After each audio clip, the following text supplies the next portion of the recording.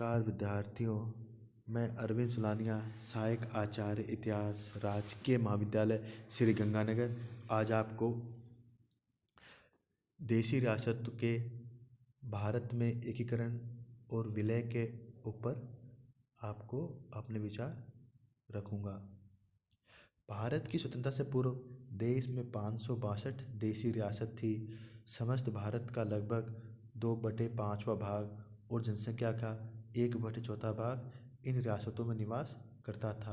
प्रशासन, क्षेत्रफल, जनसंख्या और वित्तीय संसाधनों की दृष्टि से इन राज्यों में भारी असमानताएं थी, परंतु इन राज्यों में वहाँ की जनता को कोई भी अधिकार प्राप्त नहीं थे। कांग्रेस के हरिपुरा अधिवेशन के बाद कुछ देशी रियासतों में नागरिक अधिकार और उत्तरदायी सरकार के लिए आंदोलन हुए, परंतु कोई विशेष सफलता नहीं मिली। ब्रिटिश सरकार ने जब भारत को सत्ता हस्तांतरित करने का निश्चय किया, तब 4 अगस्त 1947 को ब्रिटिश संसद ने भारतीय स्वतंत्रता अधिनियम 1947 पारित किया। इस अधिनियम के द्वारा देशी राज्यों पर ब्रिटिश सर्वोच्चता पुनः देशी राजाओं के द्वारा दे दी गई। अब देशी रियासत पूर्ण स्वतंत्र हो गई थी और यह उनकी इच्छा पर निर्भर था कि वे चाहे तो पाकिस्तान में मिले हिंदुस्तान में, अथवा चाहे तो अपना स्वतंत्र अस्तित्व बनाए रख सकती है। इस प्रकार अंग्रेज भारत से जाते जाते भारत की एकता को नष्ट कर गए। ब्रिटिश सत्ता के इस निर्णय से कुछ भारतीय नरेशों को प्रसन्नता भी हुई और उन्होंने सोचा कि वो भारत और पाकिस्तान दोनों से स्वतंत्र होकर अपना अस्तित्व बनाए रखेंगी। भारतीय स्वतंत्रता अधिनियम से देशी रियासतों को विकल्प दिया गया था कि वे भारत या पाकिस्तान में शामिल हो सकती हैं या एक स्वतंत्र संप्रभु राज्य के रूप में अपना अस्तित्व बनाए रख सकती हैं। उस समय में लगभग 500 से ज़्यादा देशी रियासत लगभग 48% भारतीय क्षेत्र और 28% जनसंख्या को अपने अंदर समाहित करती थी। ये रियासत वैधानिक रूप से ब्रिटिश भारत का भाग नहीं थी, लेकिन ये ब्रिटिश क्राउन के प्रति पूर्णतः अधीनस्थ भी थी। ये रियासत राष्ट्रवादी प्रवृत्तियों और अन्य उपनिवेश शक्तियों के उदय को नियंत्रित करने में ब्रिटिश सरकार के लिए एक सहायक के रूप में थी। भारत सरदार वल्लभ भाई पटेल, भारत के पहले उप प्रधानमंत्री एवं गृह मंत्री को वीपी मेनन की सहायता से रियासतों के एकीकरण का कार्य सौंपा गया। राजाओं के बीच राष्ट्रवाद का आहन शामिल न होने पर राजता की स्थिति उत्पन्न हो जाती। पटेल ने राजाओं को भारत में शामिल करने का हर संभव प्रयास किया। उन्होंने पृथ्वी पर जो शाही परिवार को भारत के साथ विलय पर हस्ताक्षर करने पर दिया जाना था की अवधारणा को भी पुनः स्थापित करने का प्रयास किया। कुछ रियासतों ने भारत में सम्मिलित होने का निर्णय भी किया, तो कुछ ने स्वतंत्र रहने का और कुछ रियासत पाकिस्तान का भाग बनना चाहती थी। 1947 के भारत सरकार अधिनियम के द्वारा 15 अगस्त 1947 को भारत और पाकिस्तान नामक दो स्वतंत्र संप्रभुता संपन्न राज्यों का जन्म हुआ। भारतीय उपमहाद्वीप में 562 देशी रियासतों को अधिकार दिया गया कि वो भारत या पाकिस्तान में शामिल हों या अपना स्वतंत्र अस्तित्व बनाए रखें। यह एक विषम परिस्थिति थी जिसमें घेरे के भड़क जाने का खतरा था। एक तरफ तो देशी रियासत की प्रजा राजनीतिक अधिकार और संविधान सभा में प्रतिनिधि के लिए मांग कर रही थी, तो दूसरी तरफ कुछ महत्वाकांक्षी शासक या उनके दीवान अपना स्वतंत्र अस्तित्व बनाए रखने के सुपन देखने लगे, जिन्ना भी देशी रियासतों को पाकिस्तान में मिलाने को उकसा रहे थे। ऐसी विकट परिस्थिति में अंतरिम सरकार के गृह मंत्री सरदार वल्लभ भाई पटेल ने साहस और धैर्य के साथ काम किया। उन्होंने देशी रियासतों को भौगोलिक, आर्थिक तथा जनता की इच्छाओं को ध्यान में रखते हुए कार्य करने का सुझाव दिया।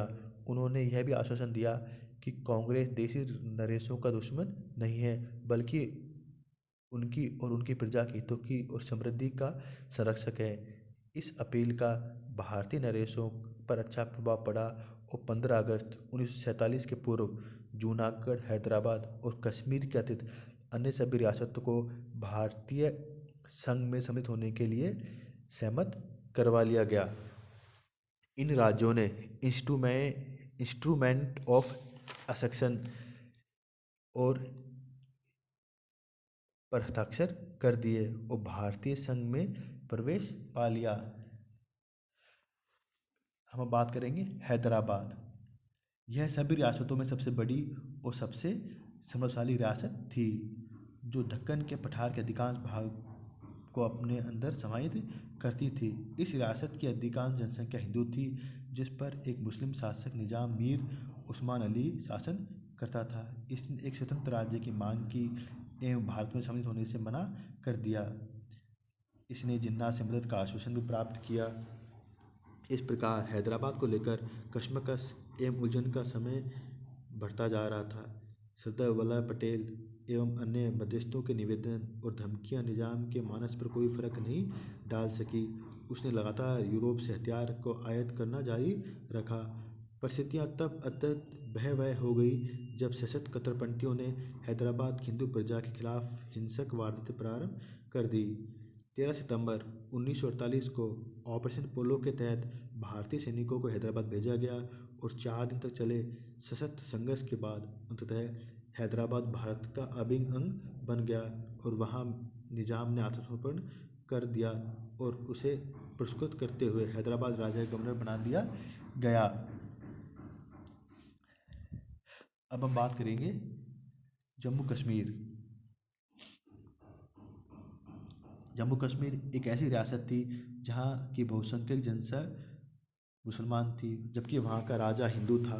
राजा हरी सिंह ने पाकिस्तान में भारत में सम्मिलित होने के लिए विलय पत्र पर कोई निर्णय न लेते हुए मौन स्थिति को बनाए रखा। इसी दौरान पाकिस्तानी सेना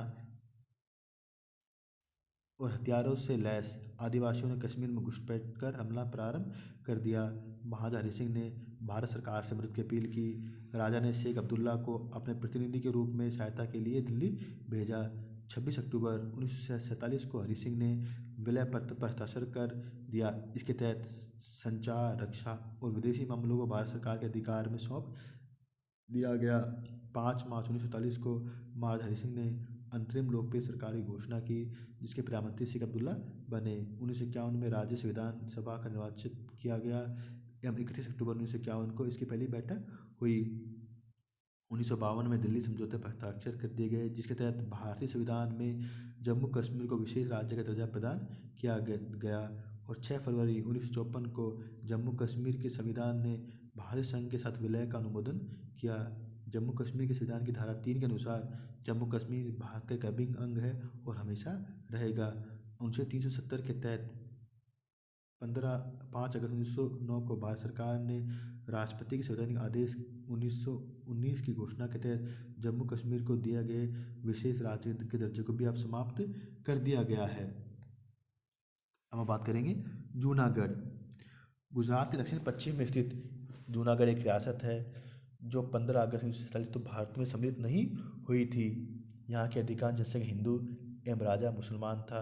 15 सितंबर 1947 को नवाब मोहम्मद महाबत खान जी ने पाकिस्तान में शामिल होने का फैसला किया और अपने तर्कों के द्वारा जूनागढ़ समुद्र के द्वारा पाकिस्तान से जुड़ा है ऐसा कहा। 2 राज्यों के शासक मंगरोल और बावरियावाद जो जूनागढ़ के अधीन थे, ने अपने प्रतिनिधि के रूप में जूनागढ़ से स्वतंत्रता और भारत में सम्मिलित होने की घोषणा की। इसी अनुक्रिया में जूनागढ़ के नवाब ने सैन्य बल का प्रयोग कर इन दोनों राज्यों पर कब्जा कर लिया। परिणामस्वरूप पड़ोसी राज्यों के राजाओं ने भारत सरकार से मदद की अपील की। भारत सरकार मानती थी कि यदि जूनागढ़ को पाकिस्तान में शामिल होने की अनुमति दे दी गई तो सांप्रदायिक दंगे हो जाएंगे, इस फैसले का स्वीकार नहीं करेंगे। इस कारण भारत सरकार ने जनमत संग्रह से विलय पत्र के मुद्दे पर समाधान का प्रस्ताव रखा। इसी दौरान भारत सरकार ने जूनागढ़ के लिए ईंधन और कोयले की आपूर्ति रोक दी और भारतीय सेनाओं ने मंगरौर पर कब्जा कर लिया। पाकिस्तान सेनाओं की वापसी के शर्त के साथ जनमत संग्रह के लिए सहमत हो गया, लेकिन भारत ने इस शर्त को भी खारिज कर दिया। 7 नवंबर 1947 को जूनागढ़ की अदालत ने भारत सरकार को राज्य के प्रशासन अपने हाथों में लेने का आमंत्रण दिया। जूनागढ़ के दीवान सर शाह नवाब भट्टो ने हस्तक्षेप के लिए भारत सरकार को आमंत्रित करने का निर्णय लिया। फरवरी 1948 में जनमत संग्रह किया गया, जो लगभग सर्वसम्मति से भारत के विलय के पक्ष में रहा। इस प्रकार जूनागढ़, कश्मीर और हैदराबाद को छोड़कर अन्य सभी देशी रियासत भारत में मिलने के लिए तैयार हो गई और बाद में जूनागढ़, हैदराबाद और कश्मीर को भारत में मिला लिया गया। अनेक छोटी छोटी रियासतों को संलग्न प्रांतों में सम्मिलित कर दिया गया। उड़ीसा व छत्तीसगढ़ की रियासत उड़ीसा व मध्य प्रांत में, गुजरात की रियासतें बम्बई में मिला दी गई। कुछ राज्यों को केंद्रीय प्रशासन के अंतर्गत भी रखा गया। हिमाचल प्रदेश, त्रिपुरा, मणिपुर, भोपाल, बिलासपुर और कच्छ के देशी राज्य अनेक निकटवर्ती राज्यों के संघ में भी बनाए गए, जैसे सौराष्ट्र संघ, विंध्य प्रांत, मध्य प्रांत के संघ, पटियाला, पूर्वी पंजाब रियासत संघ, राजस्थान, त्रावणकोर, कोचीन की रियासत। इन संघों की देखभाल का कार्य राजप्रमुख और उप प्रमुख को सौंपा गया। भूतपूर्व शासकों के लिए प्रिवी पर्स की व्यवस्था भी की गई। साथ साथ ही उनके मान सम्मान और उनकी व्यक्तिगत संपत्ति की सुरक्षा की गारंटी दी गई। परिणामस्वरूप बिना किसी विशेष झंझट के और सैनिक कार्रवाई के देशी राज्य भारत संघ में सम्मिलित हो गए।